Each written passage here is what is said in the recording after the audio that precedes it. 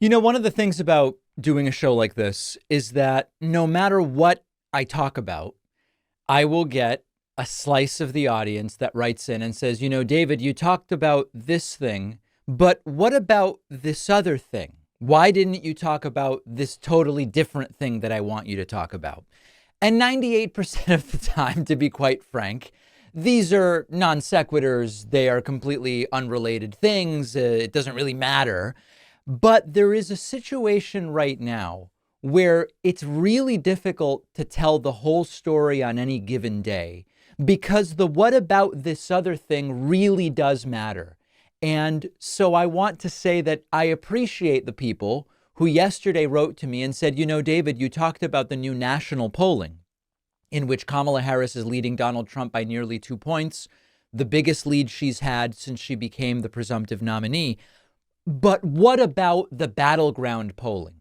What about the new poll in Wisconsin that has Kamala +8? But what about the average polling in Wisconsin, which has Kamala only +1? But what about the fact that Democrats must win the popular vote to even have a shot at the Electoral College? And even that's not guaranteed. Well, you know what? You are all correct. The 2% of the audience that wrote in, just a couple dozen people, actually, not 2% of the audience, but the couple dozen people that wrote in yesterday and said, David, the national polling is not really telling the whole story. You are absolutely correct. And what we're going to try to do today is to flesh out a little bit more of that story. And it's a big story, and there is always an if, and, or but. So let me reframe. We have a situation right now where if you go back to the day that Kamala Harris became the presumptive and eventually the official Democratic presidential nominee, her lead today is as big as it has ever been nationally. Yesterday, I told you that lead had swelled to 1.8. It is now 1.9, and it might by next week be a 2 percentage point national polling lead. However, we have a presidential election in the United States that is won not by winning the national popular vote, as much as I would love it for that to be how we determine who becomes president. One must secure 270 electoral votes by getting those votes from enough states to add up to 270. And what it will come down to in the United States, because of the way that the population is distributed and the electoral votes are distributed, is 3 to 5, maybe 6 critical swing or battleground states. Now, there was a headline this morning, and it was an accurate headline: Kamala +8 in Wisconsin. And it is absolutely true, and we have it up on the screen now, that in the latest Bloomberg Morning Consult poll, Kamala Harris is leading by 8. Surely a great sign for her in Wisconsin. So remember, we're building up the story. Well, here's the national polling, but this is really a race about 3 to 5 or 3 to 6 critical battleground states. Well, here's a battleground state that was divided by under 1 point in 2020, where Kamala Harris seems to be leading by 8. That's great for her, right? Well, maybe not, because we don't look at just one poll. We look at an average of recent polls. And while Kamala Harris is leading by 8 in one recent poll out of Wisconsin, Trump is leading in 2 of the last 4 polls. Harris is leading in 2 of the last 4 polls. And we have a tie in the 5th of the last 5 polls. So on average, Kamala Harris's lead in Wisconsin is only 1.4. Well, let's zoom out a little more and look more broadly at the states likely to decide this election. All right. The picture that is painted is one that is very much of a toss-up race. If we look at Arizona, on average, Trump is leading by 1. Remember that Biden won Arizona in 2020, and yet Trump is currently leading. Well, that doesn't seem so good for Kamala Harris. If you look at Nevada, a state that Joe Biden won in 2020, Kamala Harris is leading, but it's 0.6 of a point. It is essentially a dead heat. In Michigan, another state that President Biden won in 2020, Harris is leading by 1. In Pennsylvania, a state that Joe Biden won in 2020, it is a straight up tie.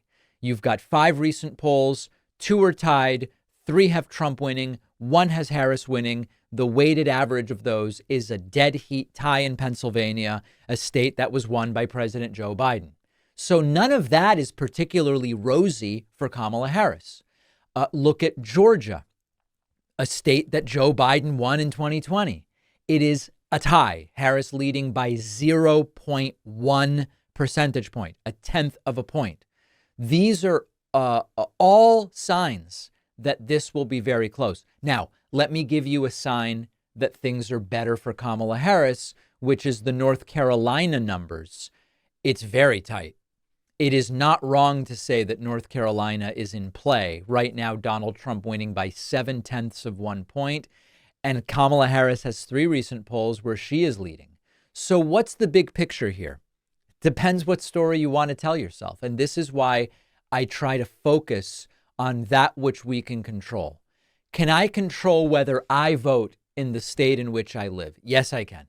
Can I control whether I express to my friends and loved ones and coworkers and whoever will listen to me the importance of voting, and that this race will probably be close electorally, even if Kamala Harris wins by several points in terms of the national popular vote? Yes, I can do that. Can I control a lot of these other factors? Get out the vote in North Carolina, or predicting what the split will be in the 3 North. No, I don't have any control over that. So it is really important that we not just say to ourselves, hey, you know what? J.D. Vance's favorability is in the toilet. People dislike him, but they like Tim Walz. And Kamala Harris is raising record money, which she is. And I want to talk about her fundraising in a moment because it's very interesting what's going on. We don't want to hear that and hear Kamala +8 in Wisconsin and say, we've got this one in the bag. Because at a structural level, the Electoral College favors Republicans. We have numerous examples, George W. Bush, Donald Trump, of situations where the Republican candidate loses the popular vote and wins the Electoral College and becomes president. We have multiple examples of that. And we also have this framework where, you look at the 2020 results, which let me actually pull them up, presidential general election results, because I want to make sure I get the numbers right. President Biden won the popular vote by more than 4 points. And still the Electoral College came down to just over 100,000 votes in 3 states. And if there is any reminder more crystal clear than that about the importance of, Kamala's winning by 2, great. Biden needed to win by 4.5 to eke out 100,000 vote win in the Electoral College. It will almost certainly be very, very close. And keep an eye on the total picture, not just national election polling, not just one poll in Wisconsin. And if you do that, it's hard to look at the numbers right now and say that Kamala Harris has this in the bag.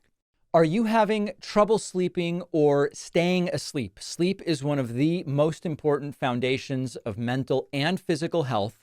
And our sponsor, Beam's formulation called Dream, is a delicious nighttime hot cocoa drink with melatonin clinically proven to help you fall asleep faster and stay asleep longer. Melatonin can also help correct circadian rhythm disturbances, get your sleep schedule back on track, for example, in jet lag situations. Dream comes in great tasting flavors like mint chocolate chip, chocolate, peanut butter, sea salt caramel. I love the cinnamon cocoa version. No sugar added, sweetened with monk fruit, just 15 calories per serving. Dream hot cocoa it's just a nice way to wind down before bed. It's hot and flavorful. It's not overly sweet. It's a soothing way to relax about an hour before going to bed. Go try Beam's best-selling Dream Powder and get 40% off for a limited time when you go to shopbeam.com/Pacman and use the code Pacman. The link is in the description.